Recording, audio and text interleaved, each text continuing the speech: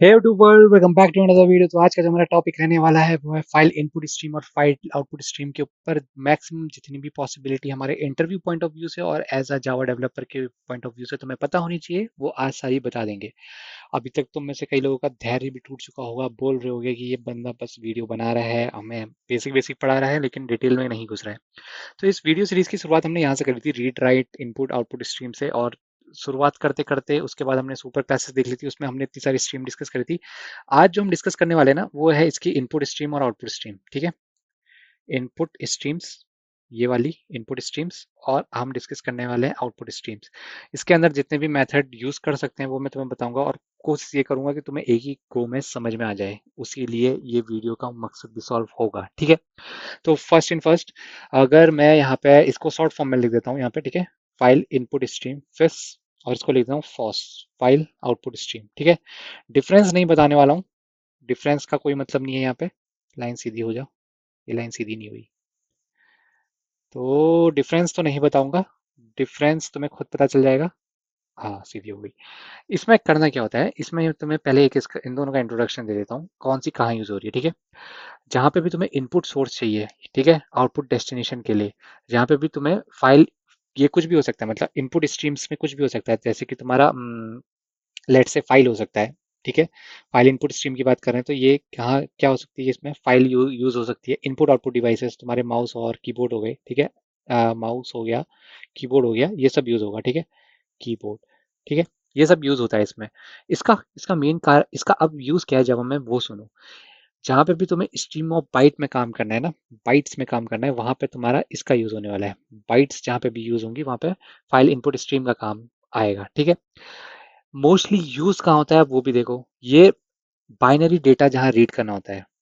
ठीक है, binary data जहाँ रीड करना होता है, बाइनरी डेटा को रीडिंग में यूज करना है तुम्हें। ठीक है, जहाँ पे भी तुम्हें रीड करना है, बाइनरी डेटा कहाँ मिलेगा तुम्हें, जैसे कि तुम्हारी इमेज, इंस्टाग्राम तो आजकल हर कोई चलाता है। ठीक है, जैसे कि तुम्हारी इमेजेस, इमेजेस क्या होती हैं, at the end 0101 vector form में स्टोर रहती है। कहीं पे डार्क रहता है तो उसकी वैल्यू 0.75 रहती है, कहीं पे बहुत डार्क रहता है 0.80 कर देंगे।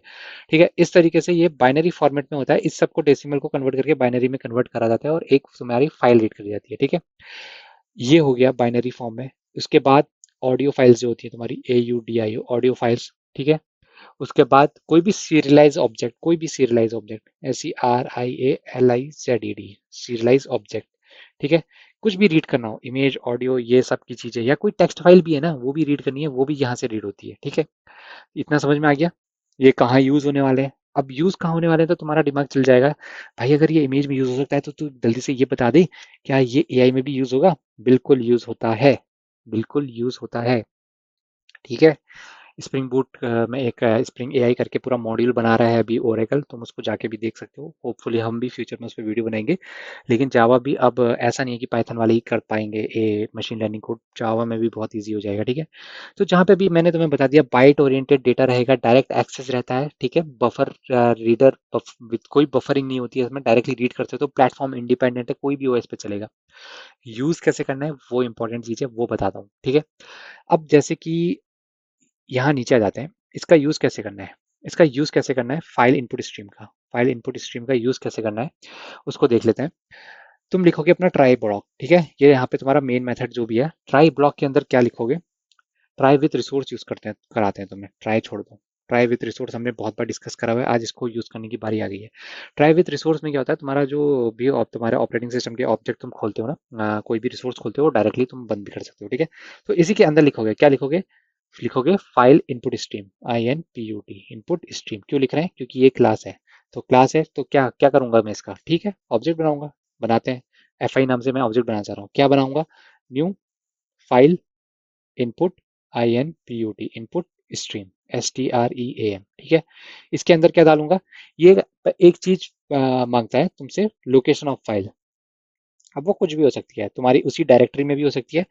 मोस्ट ऑफ द टाइम ये हार्ड डिस्क में पड़ी होती है। हार्ड डिस्क में पड़ी है तो मतलब कि क्या, तुम्हारा URL होता है बेसिकली, अगर लेट सपोज H ड्राइव में पड़ी है तो होगा तुम्हारा H ऐसा।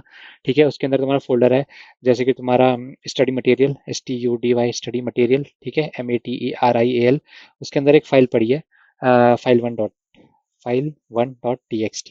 तो मैं ये पाथ यहाँ पे दे देना है इन्वर्टेड कॉमर्स के अंदर, ये अब शुरू हो जाएगा काम करना। ठीक है, अब तुम्हारा ट्राई ब्लॉक भी हो गया, तुम यहाँ से इसको शुरू करवाओगे, यहाँ पे इसको बंद कराओगे और यहाँ से कराओगे, ये एक सेमी कॉलन नहीं होगा यहाँ पे, ठीक है।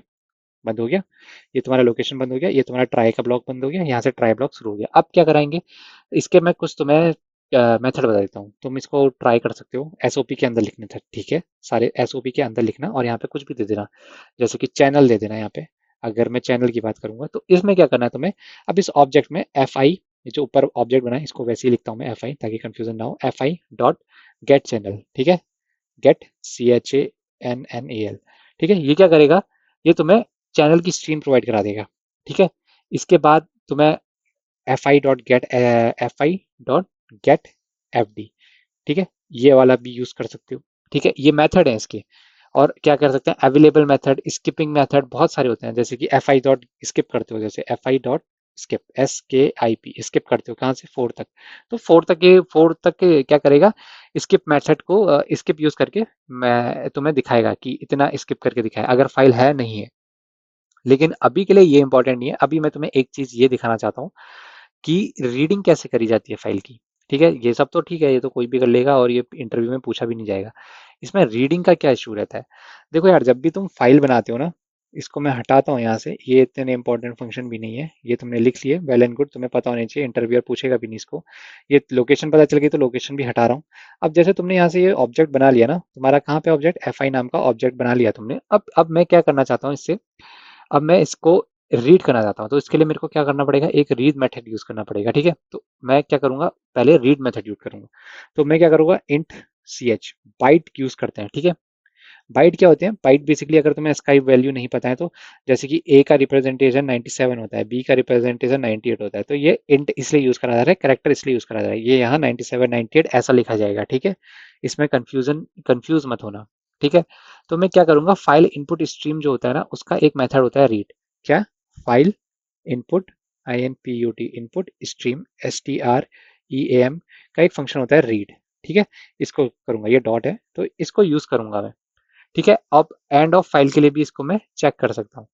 होता क्या है ना, जब भी हम इस तरीके की फंक्शनैलिटी लेके आते हैं तो इसमें हमें कुछ चीज़ों का ध्यान देना होता है और बाकी सारा काम हो जाएगा। अब जैसे कि मैं तुम्हें यहाँ पे इसको रीडिंग के लिए बता देता हूँ, ठीक है।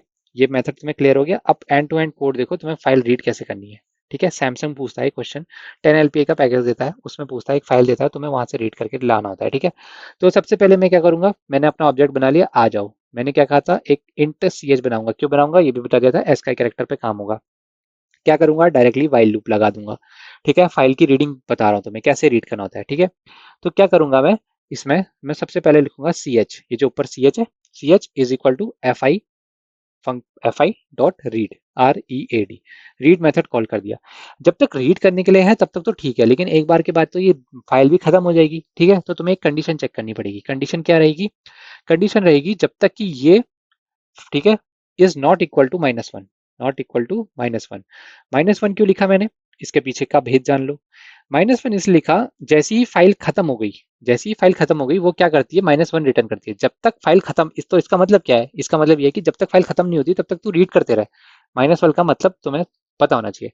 अभी के लिए मैं बोलूंगा तुम्हें SOP कर लो इसे, ठीक है। जो भी वो रीड कर रही है तो इसको कैरेक्टर में प्रिंट करना है। अब एस का ये एस का ही है, ठीक है, ASCAII, ठीक है। ये क्या प्रिंट कर रहा होगा, ये 97 98 99 इस तरीके से रीड करेगा। लेकिन तुम कंप्यूटर थोड़ी हो, तुम तो इंसान हो, तुम्हें वापस क्या चाहिए, कैरेक्टर फॉर्म में चाहिए। CH प्रिंट करोगे तो ये नंबर प्रिंट करेगा, तो इसका क्या करोगे तुम, इसका टाइप कास्टिंग कर दो, कैर लगा दो आगे से, ठीक है। ये चीज अपने दिमाग में बिठा लो, फाइल इतने से ही रीड करी जाती है, ठीक है, समझ में आया। लेकिन मैंने तुमको एक वीडियो में ये बताया हुआ था, जब मैंने इसको शुरू करा था, कि ये रिसोर्सेज बहुत महंगे हैं। ये जब रीडिंग करवा रहे हो, तुम्हें मॉनिटर दिख रहा है, मॉनिटर कनेक्ट करवाया तुमने, महंगे रिसोर्सेज हैं।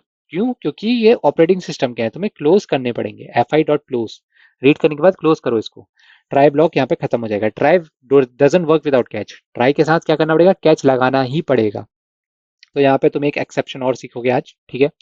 फाइल नॉट फाउंड एक्सेप्शन, बहुत सुना होगा तुमने, फाइल नॉट फाउंड एक्सेप्शन, जी हाँ, यही थ्रो करता है। File not found exception, EXCEPTION, exception E को भी प्रिंट करा सकते हो, प्रिंट ट्रेस को भी प्रिंट करा सकते हो, तुम्हारी मर्जी। SOP के अंदर यहाँ पे बस ई प्रिंट करा दो, बात खत्म, कुछ नहीं करना ज्यादा, ठीक है। तो इस तरीके से तुम्हारी फाइल रीड करी जाती है, फाइल इनपुट स्ट्रीम के थ्रू। -1 का मैंने तुम्हें मतलब बता दिया, मेन मेथड वही होता है। ठीक है, तो सबसे पहले इसमें तीन चीजें तुम्हें अपने दिमाग में बैठा लेनी है। क्या क्या बैठा लेना है? तुम्हें बैठा लेना है कि सबसे पहले ऑब्जेक्ट बनाना है। ठीक है, आ जाओ, इसमें ऑब्जेक्ट बना लिया, लोकेशन प्रोवाइड करा दी, फाइल को रीड कैसे करना है, उसका एस्काई कैरेक्टर से रीड करना है। ठीक है, एस्काई कैरेक्टर से रीड करूंगा तो कैसी वैल्यू होगी, 97, 98, 99, इस तरीके से चलता रहेगा। फाइल को मैं स्टॉप कैसे करूंगा रीड करने से, जैसे ही फाइल में कुछ नहीं बचेगा ये -1 रिटर्न कराएगा, तो उसी वैल्यू को मैं यहाँ पे चेक कर ले रहा हूँ। जब तक -1 नहीं है क्या करना है, मुझे CH प्रिंट करना है। ये टाइप कास्टिंग क्यों कर रखी है मैंने? टाइप कास्टिंग इसलिए करी है क्योंकि मैं कंप्यूटर नहीं हूँ, मेरे को 97, 98 मतलब नहीं पता चलेगा, मेरे को उसको वापस करेक्टर में कन्वर्ट करके दो जो भी लिखा है।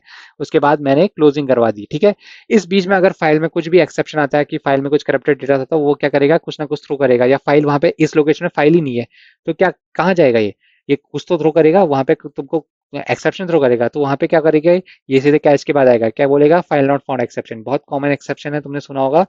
ई प्रिंट करा सकते हो और इसको सप्रेस भी कर सकते हो। ठीक है, तो ये तो हो गई तुम्हारा फाइल इनपुट, फाइल स्ट्रीम के ऊपर के बाद। ठीक है, FOS को मैं अगली वीडियो में कवर करूंगा, क्योंकि वीडियो लेंथी जाता जा रहा है, क्योंकि ये ऐसे टॉपिक हैं जिसमें जल्दीबाजी नहीं कर सकते, तुम्हें समझ में आना चाहिए। तो इसका कंटिन्यूएशन में FOS पे हम डिस्कस करेंगे, फाइल आउटपुट स्ट्रीम वो कहाँ यूज होता है।